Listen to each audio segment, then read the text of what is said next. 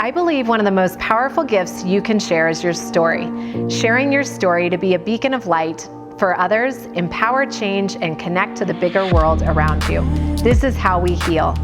Everyone has a story worth sharing. These are the beautiful stories inspired by badass women and their lasting legacy. This is the Female Impact. Jaime has spent most of her life enjoying the Colorado mountains, overcoming anxiety by shifting her focus to extreme sports.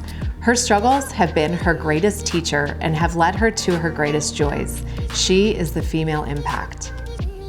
Hi, it's Liz Logan, and today I have the great privilege of chatting with Jaime Schulte from Breckenridge, Colorado, who through her story we'll learn a little bit more about her, but really represents the power of what the Female Impact is all about, and certainly the badass and beautiful aspect of what I look at in female leadership. So thanks so much for being here. Thank you. Yeah, I'm excited because I really know who I'm talking to, and we haven't really had the chance to sit down and have a full conversation, so this will be fun. Yes. Yeah. Yes. So just to set the tone and the stage, tell us a little bit about who you are, where you came from, what you've done with your life, just anything you want to share. Yeah. So we were just kind of talking before. I was born in Iowa, and I guess that's home, but really Breckenridge, Summit County was where I grew up since about 4th grade. So really since my memory started. Yeah. And I caught on to the mountain life right away. I was skiing and snowboarding, and kind of tomboy just by nature. I don't know, that's kind of where it all started. Yeah. Just the What was your first introduction? Was snowboarding the first introduction to? I guess I started skiing like when they did the elementary school go ski or snowboard thing. But as soon as snowboarding, I'm 40, and so snowboarding was kind of like new and cool, and so I was all about the new and cool. So. First of all, she's 40, so I find that miraculous, because when she sat down, I was like, so are you in your 20s? Yeah. And we'll talk about that in a second, because she has an older daughter. But yeah, I think the Colorado lifestyle really does keep you youthful. Totally. And you have to take care of yourself in order to do the things we love to do, right? Yes. Snowboarding, the way I can imagine you snowboard, is not necessarily going down the greens, just cruising, but no, awesome. I love pushing the limits. How did, because a lot of people don't grow up in the mountain communities, how did snowboarding shape your life? Like what did it do for you in terms of, first of all, being a girl growing up in kind of a male dominant sport at that time? 100%. Yep. And then also just coping with life's struggles as a girl. I think, when you have a sport beside you, it can be easier to navigate some of the hard times. Talk about that a little bit. So snowboarding, I guess for me, looking back on it, it was always just normal, right? Life was normal, and then you grow up and you're like, oh, maybe that wasn't quite so normal, but snowboarding was like my family. Everybody I met on the mountain was family. So it became your community. It became my community. Yeah. I didn't necessarily growing up in Summit County. A lot of people from other places think Summit County or Vail or whatever, money, luxury, this, that. I grew up in a trailer park where I was, I guess, poor, right? Which I don't know. Anyways, snowboarding, what am I trying to say here? It was everything to me, really. I mean, that was just, it kept me going. I felt there was a lot of times I didn't feel the same or included. I didn't have, I don't know, I wasn't doing like other sports like the other kids were, or having all the new stuff. I don't know. So snowboarding was just like my outlet, and I felt good snowboarding. Yeah. Comfortable, safe. Yeah, I think as a girl, certainly, and I think most girls can relate to this, and boys too, but we're having this conversation as females. When you're little, the need to fit in is so desperate, right? And so when you can find an outlet that's a healthy outlet, that becomes your vice in terms of learning how to be who you really are. Yeah. Right? So snowboarding was that for you? Absolutely. And I think like then, I don't even know the year, what are we talking, like 95, 94? Right. It was like shitbaggy. And so I fit in. It wasn't like glamorous and cool and all. It wasn't money. trendy. It wasn't. Yeah, it was just. So I felt really comfortable with it. Yep. That's fantastic. I'll never forget my first snowboarding. I was in high school. I grew up skiing. I'm a Colorado native and grew up skiing. And in high school, we were like, well, we got to try this. This has got to be great. And so, you know, we're skiers. We're thinking, how hard can this be? So we go right straight up on top of the mountain and strap both feet in, which is terrifying. And then we're like, okay, let's do this. And I'll never forget, but after the first run, we went back up and had to be rescued by snowmobiles because they were like, okay, you're going to kill yourself. Oh man, your tailbone. Yeah, exactly. But there's something freeing about being a snowboarder, I think, in the mountains, because a lot of times you're looking for backcountry powder and it's almost, anytime you're outside in nature, I feel like it allows you to really open into the possibility of life, and also just... I had a lot of time on chairlifts. I think I figured it out one day. Like, I couldn't even tell you today, but I timed, the average chairlift ride 7 minutes. I've been riding for how many years? I've spent a lot of days on chairlifts thinking about my life. Isn't that amazing? It is, and it's like, that's where I felt the most comfortable and at peace. Yeah, so going back to that young self, what would you tell other girls that age in terms of what, how you turned snowboarding into a coping skill for you? I don't know that I did it on purpose. I kind of have an addictive personality, and so anything that I find joy in, which hasn't always been the not always healthy choices, but anyway, snowboarding was the healthy outlet, and it kind of chose me, honestly. Like, I just go for it. If you feel it and it makes you happy, I think that's all that matters. I think too many times you're kind of directed in a way, like you go to high school and then you go to college and then you get your career and you just kind of do what you do. And sometimes it's okay to like pause and be like, well, snowboarding is what I'm going to do right now, and just live it. Just be in the moment instead of constantly worrying about the next step in your future. Right. I guess. Coloring outside the lines is what snowboarding reminds me a lot of just defining who you are on your own terms, not going through the funnels of the societal norms of, okay, so now you're this age and you're going to be doing this, and these are the organized sports or the organized clubs or the ways to think. And I think the permission to get outside of that funnel and be able to create life on your own terms is a huge gift. And women, girls, young girls, women, we're badasses. We can do it. Well, clearly that's the case right here, because let's just jump ahead from the sports standpoint. So first of all, I'm sure you had some struggles in life, because all of us do, right? Totally. We don't have a story without the struggle, or else we wouldn't really have a story to tell. So I guess I'm equating the struggle to also the sports and how they played into your life. It feels like the choices that you chose really defined how you were able to cope with some of the stuff that was going on. Do you want to just touch on that? So I guess at a younger age, so I started snowboarding whenever it was like 14 or 15 years old. And then by the time I was 18, 19, we can just fast forward, I ended up pregnant at 19 as a snowboarder and a kind of a partier Breckenridge girl. I was one of the guys, and now all of a sudden I was like, all right, time to grow up. And I honestly, like at 19, unplanned pregnancy, I was like the most happy pregnant person ever. I loved being pregnant, which is really weird. And I don't know why. I love that. I know, I loved it. I just knew it was okay. It was terrifying, but it was also like, I knew I was going to be okay. With that being said, I started having some anxiety throughout my pregnancy, which I kind of brushed off as normal. Like, I'm 19 and I'm pregnant. Of course I'm freaking out, right? Exactly. But it became like debilitating. Like, couldn't go to the grocery store. Like, I would get to the grocery store, walk in, hands sweating, heart racing, leave.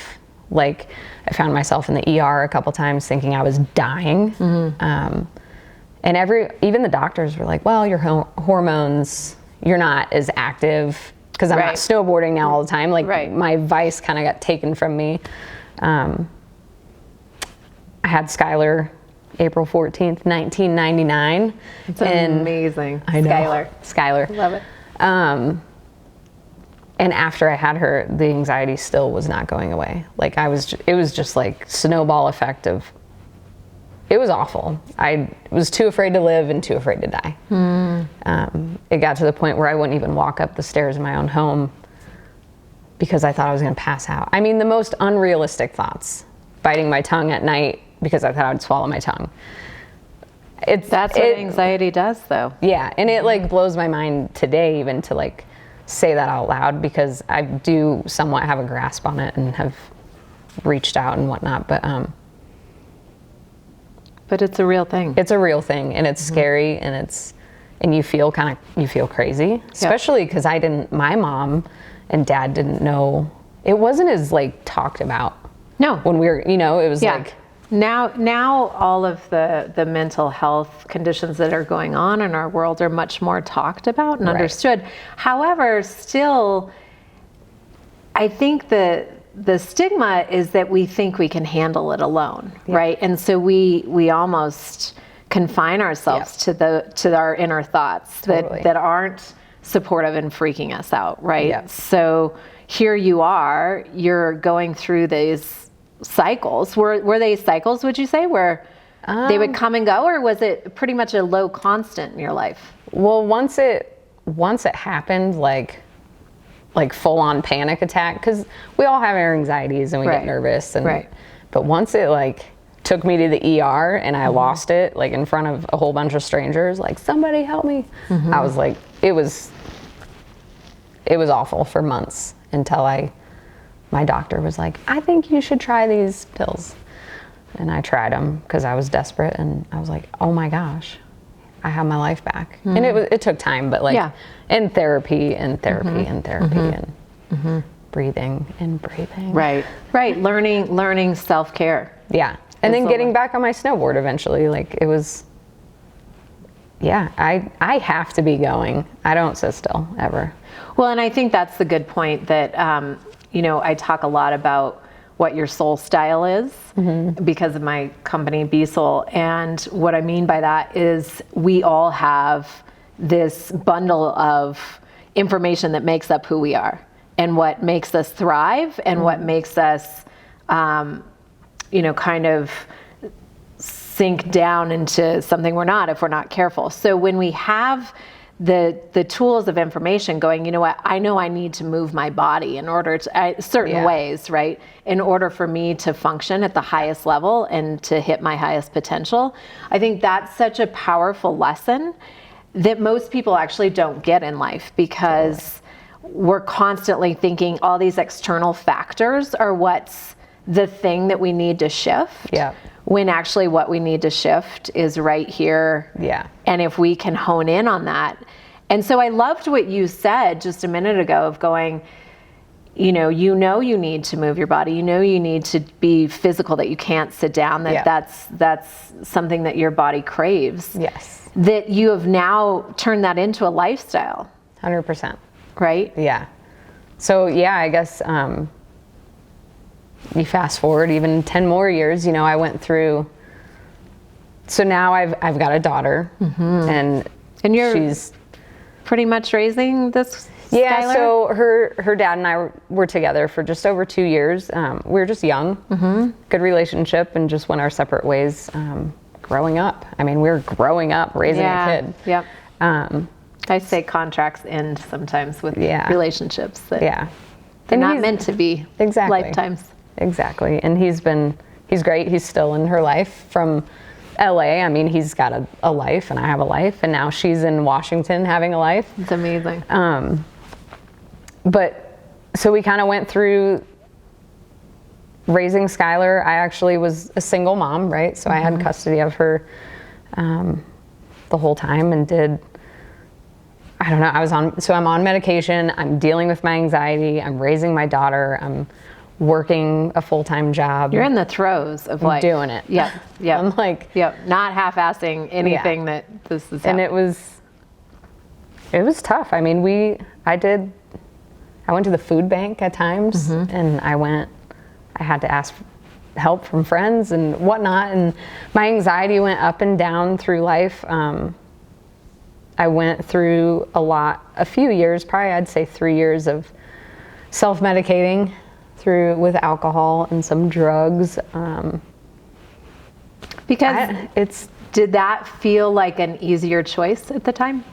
It just worked, honestly. It wasn't intentional. It was just what worked. Like, I would go out with my girlfriends sometimes, and we'd get to wherever we were going, and I was a wreck. Like, and so I'd order a drink like immediately and drink it really fast and like have relief. And so it wasn't even on purpose. I don't think anybody who has issues with that is on purpose. Right. But I think what we were talking about before our interview started, which I loved that you said this, that, you know, you soon realized that the substance engagement wasn't filling your soul in the same way that getting lost on a mountain. Yeah. Well, and maybe I should rewind too. I was living in Kansas City now at this time. Right. So I had moved away from the mountains to try and grow up and raise Skylar. And so maybe that is, I mean, I don't know that I've ever even thought that out loud till this moment. But you take away the mountains are comfortable. The joy. Well, and I think, you know, whether it's mountains, whether it's ocean, whether it's city, it does, you know, we all tick differently. But when you can find the freedom to express yourself on I call it a soulful level, because I do think it's a true expression of your soul, that you need to be connected to nature. And you do need to be moving your body, because we've been given this incredible vehicle to travel through life. And so the stagnation of perhaps being in Kansas City wasn't as fantastic as, you know, obviously the glorious mountains that we get to live in.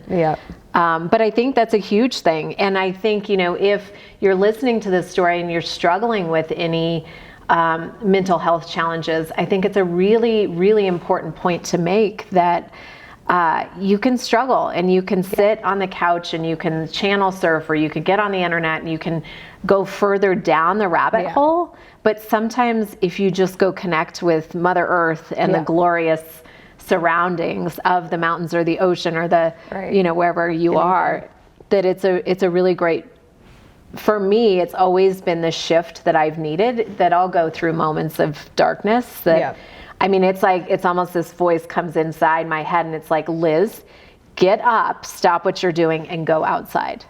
You know, and connect and it's hard to some dirt. days, like super hard. I mean, for anybody, you don't want to go work out and then you work out and you're like, thank God I worked out.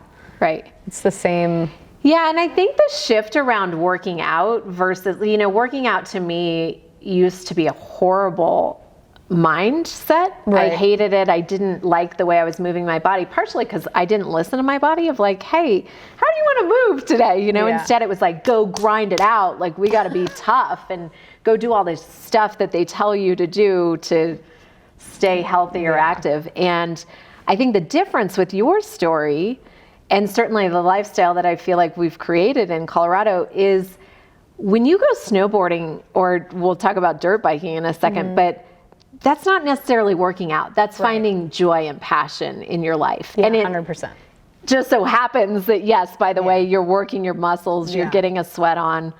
But I think if you can have that paradigm shift around how we're looking at moving our body, it's a really important, graceful honoring, you know, where you're now working with your soul and going, okay, let's do this together, because it all's supposed to be a joyful experience, right? It's all meant to bring happiness. Yep. You know? I would agree with that for sure. So get off the treadmill, and if you hate the treadmill, and go get outside and hike a mountain instead. Yes. Yeah. Yep.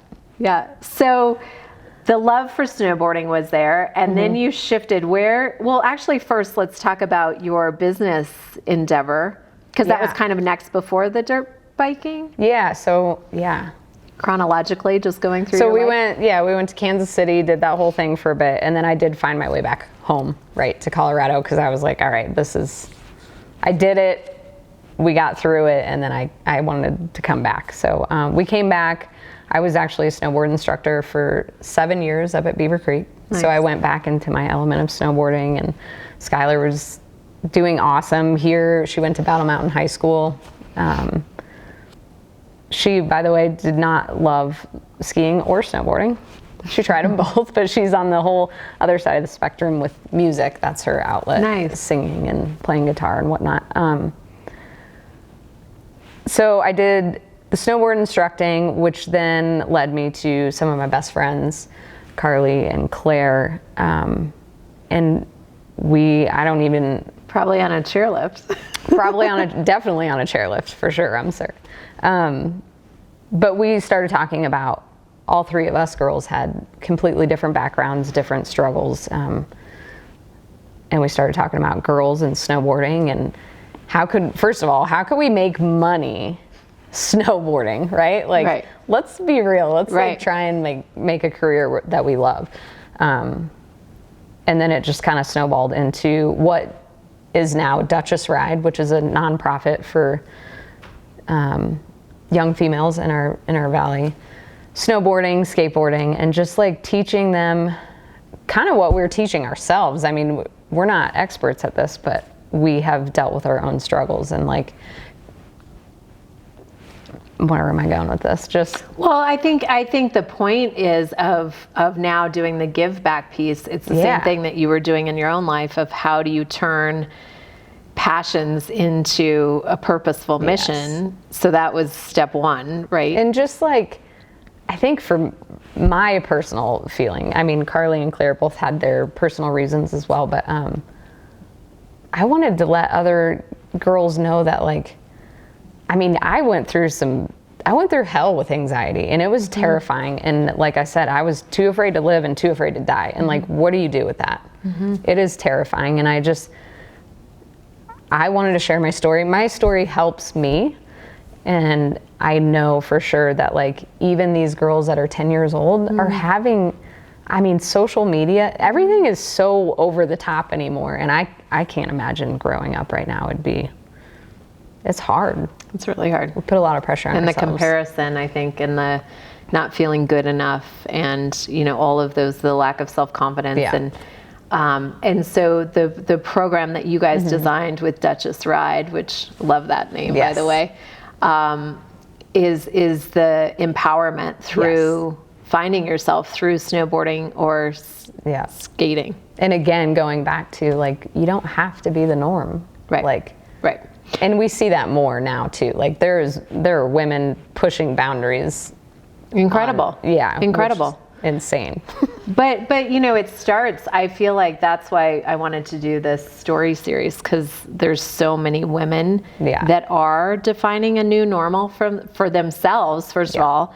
Looking even back at our mother's generation, and then one step back at our grandmother's generation, and you compare where we are with how we're shaping our lives. Yeah. And some similarities, for sure. It's across the board, of course, but the evolution of time, I think women are in a beautiful place right now, and girls included. It starts at a very young age where you can dream.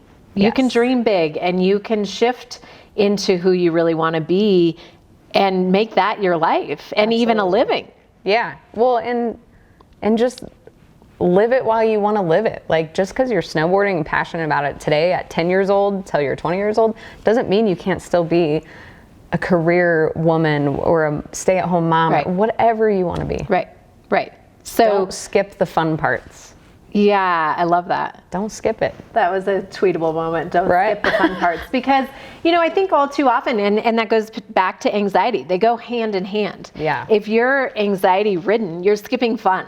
Yes. In a lot of levels. And so Duchess Rad, I loved the concept because for me, it feels like you're flying through, I'm thinking of flying down the mountain with snowboarding and catching that fresh powder, that moment. It's very similar to surfing, I think. Snowboarding is from the standpoint where you when you get in that sweet spot, it's like this effortless grace that happens, and all of a sudden you're just one with the mountain going, oh my God, awesome. This is amazing. Yep.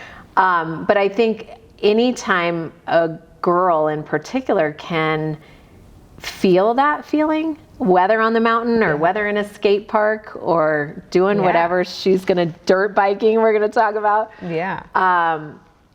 That's when our souls are the freest and we get to just be free. It was awesome. And it was awesome for me. Like, yes, I got to share with these girls who Duchess Rad is still running and I'm not. I have stepped away for other reasons. I liked the hustle bustle of starting and creating. And you got the vision out there with everybody and now it's their torch to continue to hold. And it's amazing to watch. Just like I follow Duchess Rad and see what the girls are doing. And it's awesome. It's great. And it was awesome for me to learn. That was another step in my life of, I didn't even finish high school. Whoops. I don't even like, that was a lot of anxiety. It was a lot of snowboarding. It was a lot of just, it happened and I got a GED, but I never went to college. I didn't do all the stuff. I didn't know how to start a business. Right. But turns out Google and YouTube and you can do a lot with that. And we fumbled through it and it was awesome. I'm sure there was probably a million easier ways to do it. Right. But we figured it out and that was very empowering for me and kind of pushed me to the next level of my own life. Also. Totally. I mean, I think the best lessons in life are the ones that you figure out yourself, right? That you stumble. You're like, I don't know. I mean, I started a couple businesses and each time there was one voice that was like, are you crazy? Like, what are you thinking you can do this for? And who are you to think that you can master this? And then the other side was like, oh, hell yeah, I can do this. You know, there's nothing stopping me and I'll figure it out as I go. Exactly. And I do think as women, we're resourceful, if nothing else. You think about your story with getting pregnant at 19, having this anxiety, knowing that you had to get up and do it. I mean, of course there was an option. Right. But knowing for Skylar's sake, that the option was you got to get up and be strong. Figure it out. You know, Figure it out. Yeah. Yes. And so you left Duchess Ride, and you came into what was kind of the next phase of dirt bikes. And 100%. How in the world did that come about? Dirt bikes terrify me, so I'm like in this space where I'm like, I can't even imagine the power of that. So I snowboarding, and then summer would hit, and I would fall. So Skylar would go visit her dad or her grandparents because I'm a single mom, and so now I had all this freedom, and I didn't have snowboarding. So where are we again? Now we're in a little bit of a scary place for Jamie and a slippery slope because now I have this time, and I don't have this sport that takes up all my time. I was skateboarding, but it wasn't like. It just wasn't the same feeling for me. I love it, but it wasn't snowboarding. And so it was really easy for me to fall back on drinking again. Well, I didn't want to go down that route because I knew it wasn't going to get me anywhere. So for whatever reason, I didn't have any friends that dirt biked. My uncle and cousin I knew were dirt bikers, but I don't know. I was like, basically I looked at it and I was like, that looks cool. That looks terrifying. I hate summer. Maybe that'll make me not hate summer. So when I was 35, and my daughter knew about it. My daughter actually started a GoFundMe for my 35th birthday saying, my mom really wants to get a dirt bike. You know, everybody pitch in or whatever. So I think, I can't even remember today, but I'm pretty sure between my daughter, Matt, we'll just call him my husband because it's easiest. We haven't actually tied the knot, but we're gonna. But in your heart, you have. We're gonna, He's forever. Yeah. But they collected about $1,000. I picked a bike out on Craigslist based on its graphics. Of course. Yeah. It's like how you buy wine. Yeah. If you don't know the wine, you buy it by label. Oh, that's a cool one. Exactly. So drove to Summit County, picked it up. I couldn't ride it. You know, he was like, oh yeah, test ride it. I was like, I was like, yeah, looks good, load her up. I had already purchased a helmet and boots because I knew the second I found a bike, I was gonna wanna get on it. So I got home, watched a YouTube video, just like I started a business, on how to ride a dirt bike, and went out to a dirt road with one girlfriend, Maddie, who's not interested in riding dirt bikes.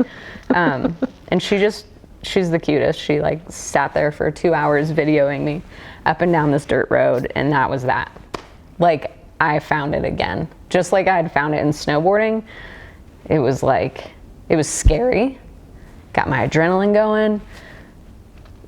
I felt like a badass, and I couldn't think about anything but what I was doing. And I think that was kind of what I had with snowboarding in the beginning. You know, when you're learning something, it takes all your effort.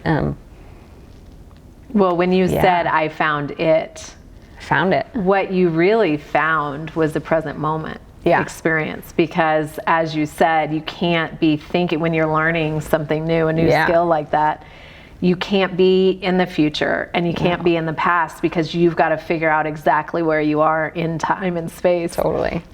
And I think, you know, that's that freedom piece that we're talking about, that when you actually honor, first of all, doing something that you love and putting your heart and soul into it, but then being able to have it consume you so much that your mind gets to leave. It's meditation, you know, it's active form of meditation, really, because you are truly in the moment. And when we're in the present state, there can't be anxiety, there can't be fear, there can't be all of those things. If you're truly in it, you know, of course you're gonna see a hill coming up on the dirt bike, and you're like, can I do that? You know, and so there's that moment of, you know, you got to be watching. But when you're truly in it, it's utter bliss. It is. You know, it's the same as what you found on. And that was, I mean, that was enough. So do you like summers now? Is that, oh my gosh, now I'm like, oh, it's already winter. It's not fun. It's not just fun. And it overtook, like, I would 100% rather get up at 6 a.m. to go ride a dirt bike or go race than drink until whatever and have a hangover. Like, it's just, well, the level of aliveness in those two scenarios, you know, I mean, I think we've all been in moments where you go out, you have fun, you do too much recreation, and then the next day you're like, why? Well, I just wasted a whole day because now I'm eating burritos and pizza and feeling terrible and watching reruns of depressing shows or whatever it is that you're doing. But then you get into something else that strokes this level of passion within you. And it's a completely different thing. And what I love about you is you're self-taught. You didn't have a ton of guidance in terms of how to navigate this aspect of your life. You have huge anxiety levels. And instead of sinking into that feeling of anxiety, you go, well, I'm not really loving summer. I don't have snowboarding in the summer. I gotta figure it out. Sane, you know, so what am I gonna do, right? And so you're constantly solving your own struggles, which I find like really admirable as a human soul, and especially as a woman, because I think, you know, these are trying times. And I think we all have our own personal struggles, and we all have a different path and a different story that we are creating and we are living. But when you can master some of and you kind of mastered it accidentally, but out of need, when you can actually come into the lesson yourself, I think that's when the most profound change can happen. Hugely transformation. You know, if you look at yourself from an outside lens and go, okay, so I was headed down this path and there were two divergent trails. And you chose one that would actually support, honor, and get you to a level of living that now you're like, this is amazing. That's awesome. And I think dirt biking starting at 35 is crazy, right? First of all, maybe. Starting or not. Anything with a motor, like, I don't know.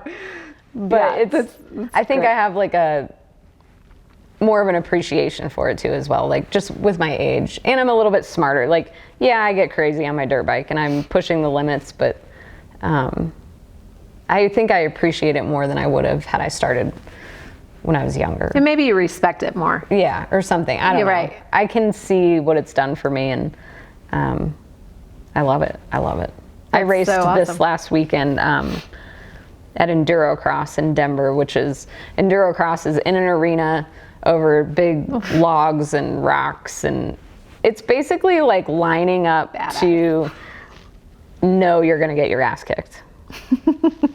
It really is. Like there's that sounds awesome. And the reason I share this story is because, yeah, I have a lot of great, awesome stories and whatever, like dirt bikes are great, but I cried 3 times at practice. I felt discouraged. I was on the ground half the time. I went over the handlebars of my dirt bike like at least 5 times. My neck is sore. Yesterday I felt hungover, didn't have one thing to drink. It was just like the dirt bike. Yeah. But and the anxiety level, like I normally race my dirt bike in the woods. We do enduros, and so I go out in the woods. So you're kind of by yourself, even though you're racing for 100 miles. And it's pretty awesome. Well, this is like lining up on a row, people in the stands, the smell, the sound. It's just like anxiety inducing. Like why I choose that, I don't know. It's like you're on the line and it's terrifying. And then as soon as you hit the throttle, it all just, again, goes away. And it was terrifying. I wanted to quit, honestly. I didn't even want to race. I was like, I can't do this. I'm really bad. And then I, again, just pushed through it. And now, yeah, I didn't place well, but I did it. That's the brilliant thing. Yeah. Pushing the limits of human potential, Right. I absolutely am a huge fan of, because I think, you know, when we get too comfortable in life, we become stagnant. Yep. And whether it's our mind or our physical body that needs to move or whatever it is, but, you know, even creativity. I love the older generation that all of a sudden they make their mark in the world when they're in their 60s, 70s, Right. 80s, right? I just went to a beautiful talk with someone that was 93 years old, this woman, and she just wrote a best-selling book. Oh my gosh. In her 90s. And so, you know, I think that's the point you're trying to make, is that, you know, don't stop. Don't stop. Keep going and keep pushing. Yeah. And for you've definitely have this anxiety as your teacher. I do. I mean, it has become this PowerPoint in your life where it probably felt like your biggest weakness. Yeah. But you're now shifting the coin on that and going, you know what, through that weakness, You gotta embrace it. I'm learning how to push through it. Yeah. And you're putting yourself in high anxiety positions. I know. It makes no sense, but it makes sense. But it makes sense. It's mind training in a very active way. I'm not suggesting that this is the form you take, but your story is profound in terms of how you've been able to manage that anxiety and turn it into a source of good. Yeah. Not just for yourself, but, you know, you look at the girls that you helped through your organization, then you look at your daughter, you look at, and who knows who's watching this story that feels impacted by your badass and beautiful vision in the world. Yeah. But you know, that's really a powerful thing. What would you say if you had to give a lesson? What do you feel like is something that you would love to give the world? I mean, in terms of, you know, advice or I get, you know, because we said it a lot today, like anxiety has been kind of my whole life, and I see other people struggle with it. I know for me, talking about it, asking for help, I've been at my lowest lows. I guess ask for help. Or just tell somebody. don't do it alone. Don't do it alone, because you keep it inside and it just will eat you up. Well, and I think that's such a good point, because I don't know what it is about all of us, male, female, as humans, we think that we need to figure it out by ourselves. Right. And it's hard and it's scary, and I just know that, like, the second I asked for help, and I've asked for help just even last year, I was whatever in a slump, and I reached out to a woman her name's Nicole Bradford, and she's like, awesome. Do you know her? Yeah. So she's an amazing dirt biker and friend, and I had no like, she didn't know any of my history, and I called her one day because I was like, she seems like she has her shit together.